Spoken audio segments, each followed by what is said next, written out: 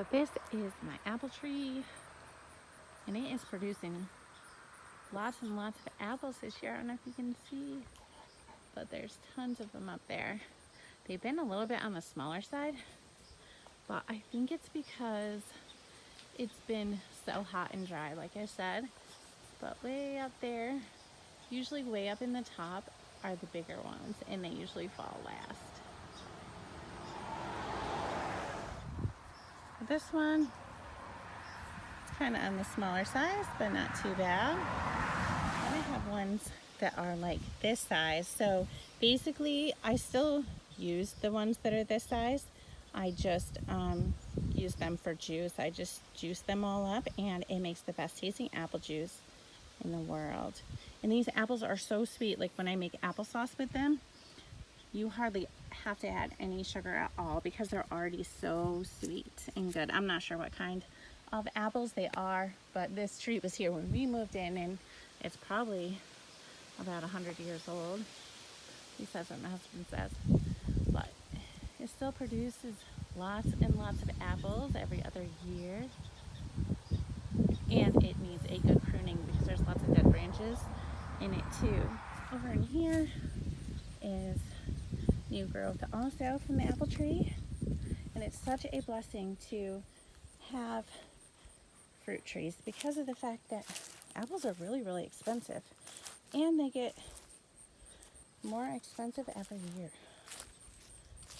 So I try to go and pick up some of the bigger ones that I can use to make applesauce, and also this is great chicken feed too, especially when you're done making the applesauce and you get all that leftover stuff and it's all cooked up and they just love it. So basically any of the apples that have fallen will not go to waste. They will either go to the chickens, or I will use them to make juice, or they will be used to can applesauce and just apples in general. And they're great just eating them raw. So these are the apples that I've collected so far to use, and I still have a lot more to do. Okay, so inside this planter is the watermelon plant that I decided to try to grow in a container this year. And I put some grass clippings in there just to try to keep it moist, but it's super dry in here, so we're gonna give it some water. But I wanted to show you the watermelon that I actually have growing, which is over here tucked underneath the tomatoes.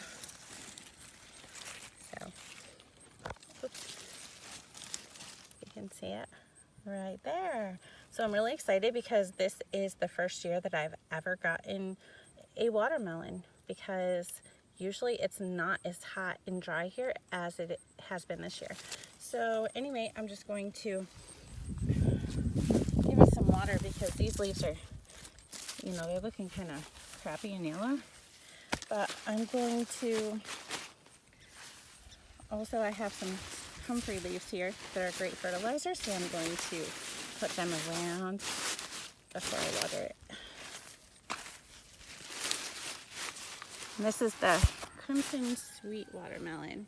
So I'm really hoping that we have enough time to actually get it to ripen all the way, because we usually have a frost like in September at some point. You never know here. Could be September, could be October. But anyway, we're just gonna give it a good watering.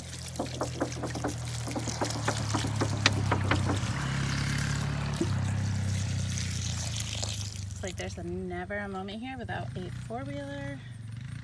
Okay, so we're just gonna let that sit and see if this improves it or not.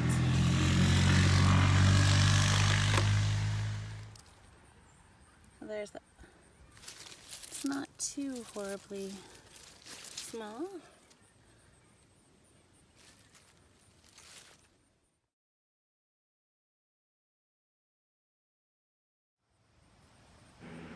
So far I've harvested about 11 pounds of tomatoes, and we still have a lot more that are still green, but they're starting to turn.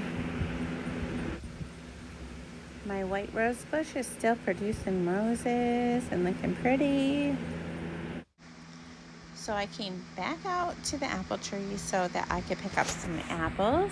And I was able to fill the wagon about 3/4 of the way full so I can start getting them peeled and canned and put away.